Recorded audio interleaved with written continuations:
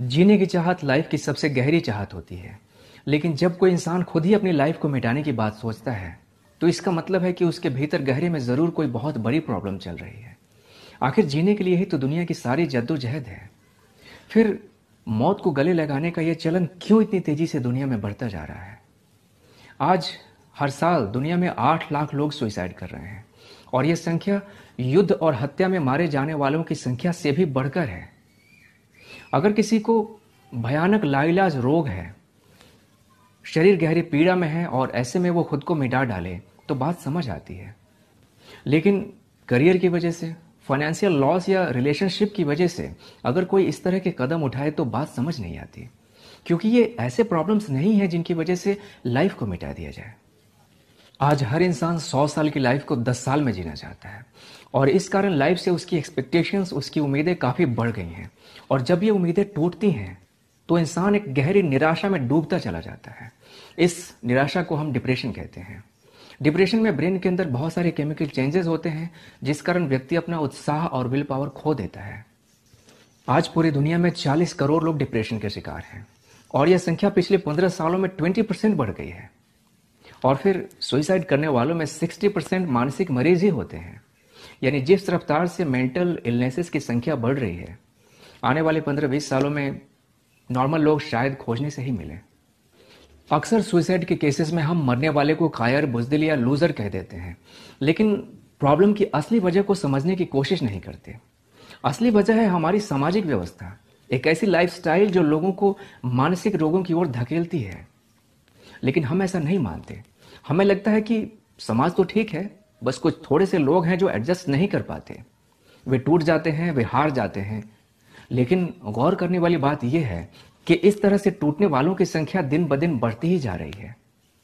हम अक्सर हैरान रह जाते हैं जब कोई कामयाब इंसान सुइसाइड करता है। सोच में पड़ जाते हैं कि उसके पास तो सब कुछ था, फिर उसने क्यों ऐसा किया। दरअसल हमने कामयाबी का डेफिनेशन ही गलत कर डाला है। हम समझते हैं कि कामयाबी का मतलब है वेल्थ और पोजेशंस इकट्ठा करना। अच्छा घर, बड़ी कार, ब्रांडेड कपड़े, अगर ये सब आ गए तो मिल गई कामयाबी। लेकिन सच्चाई ये है कि जब भी ये चीज़ें आप ज़रूरत से ज़्यादा इकट्ठा करते हैं, तो वे सिर्फ दुनिया को दिखाने के लिए होती हैं, सिर्फ शो ऑफ के लिए होती हैं। कामयाबी का मतलब है एक डीप सेटिस्फैक्शन और आपके आसपास मिठास भरे रिश्ते। लेकिन ज़्यादातर लोग जिन्हें हम कामयाब मानते हैं, उनकी लाइफ में सेटिस्फैक्शन नहीं होता, सुकून बिल्कुल नहीं होता।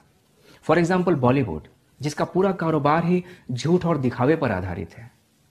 बॉलीवुड से निकलने वाली चीज़ों के ऊपर आप गौर करें, किस तरह से उनमें अश्लीलता और फूहड़पन बढ़ता जा रहा है। जितनी घटिया फिल्म हो उतनी अच्छी कमाई कर लेती है, जितने गंदे गाने हो उतने ही ज़्यादा हिट हो जाते हैं, और यही बॉलीवुड का सक्सेस फॉर्मूला है। फिर जो लोग इन चीज़ों को बना रहे हैं, उनके दिमागी हालत का अंदाज़ा आप लगा ही सकते हैं। अब वो इंसान जो सेंसिटिव हो, साइंस और फिलॉसफी की गहरी समझ रखता हो, ऐसे लोगों के बीच कहाँ फिट हो पाएगा। उसे तो हर पल ये लगेगा कि वो पागलों की बस्ती में आ गया है।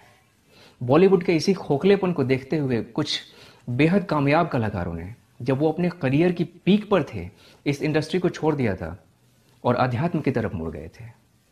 साइकोलॉजिकल डिसऑर्डर्स का बड़ा सीधा रिलेशन हमारी आर्थिक तरक्की, आधुनिकता और एजुकेशन सिस्टम से है। कोई भी समाज जितनी आर्थिक तरक्की करता है, वहाँ सुइसाइड्स और मानसिक मरीजों की संख्या बढ़ने लगती है। अब भारत को ही देखें तो सबसे कम सुइसाइड्स उन राज्यों में होते हैं जो सबसे पिछड़े माने जाते हैं, जैसे बिहार, झारखंड, उड़ीसा, उत्तर प्रदेश, और सबसे अधिक उन राज्यों में जो इकोनॉमिकली या इंटेलेक्चुअली एडवांस्ड समझे जाते हैं, जैसे तमिलनाडु, महाराष्ट्र, वेस्ट बंगाल। और यहाँ सुइसाइड करने वालों में 80% पढ़े लिखे लोग होते हैं। अब ये किस तरह की तरक्की है, और कितना अजीब है कि जीडीपी के साथ साथ लोगों का पागलपन भी बढ़ता जा रहा है।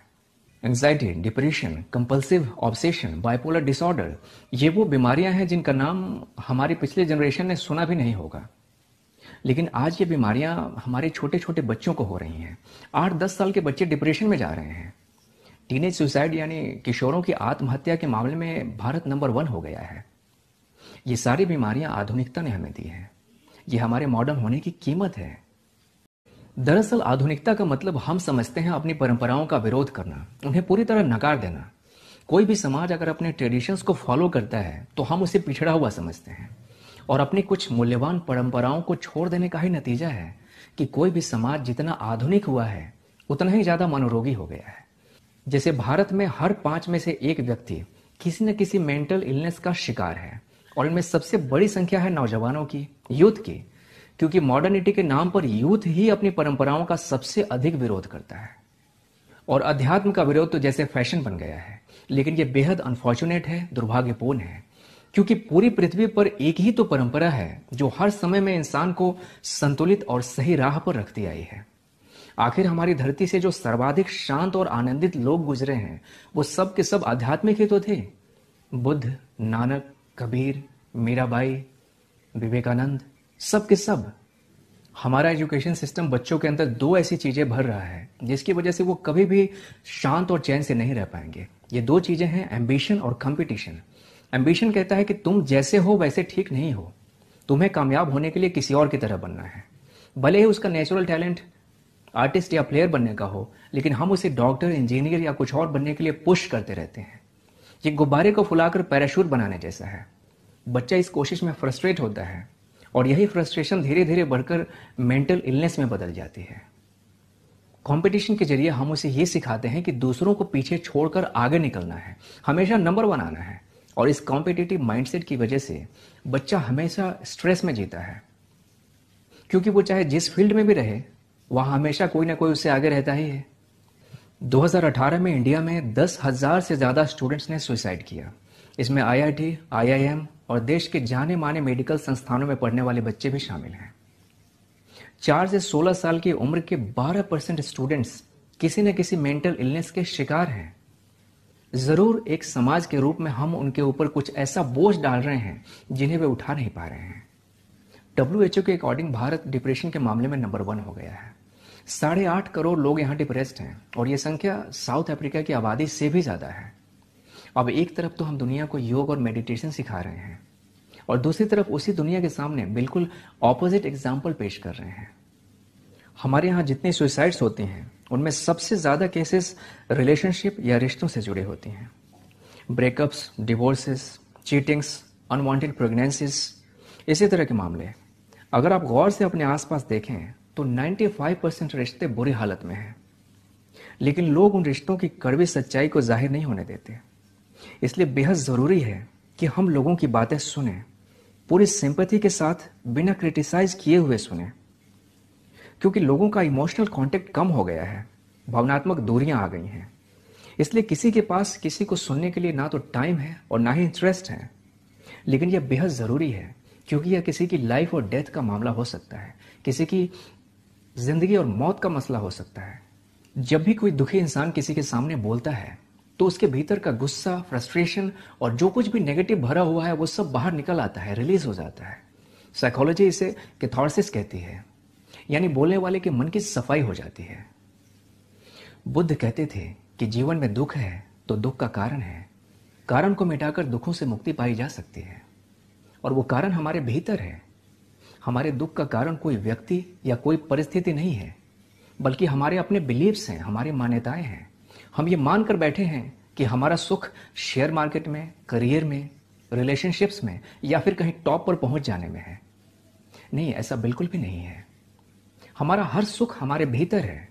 जिसने भी पाया है उसने भीतर ही पाया है, और अध्यात्म वहां तक पहुंचने का रास्ता है। अध्यात्म को अपनाकर साइकोलॉजिकल डिसऑर्डर्स और सुसाइड्स की बढ़ती टेंडेंसी को रोका जा सकता है। और याद रहे कि जीवन में अगर दुख है तो दुख को मिटाना है, जीवन को नहीं, क्योंकि जीवन अनमोल है।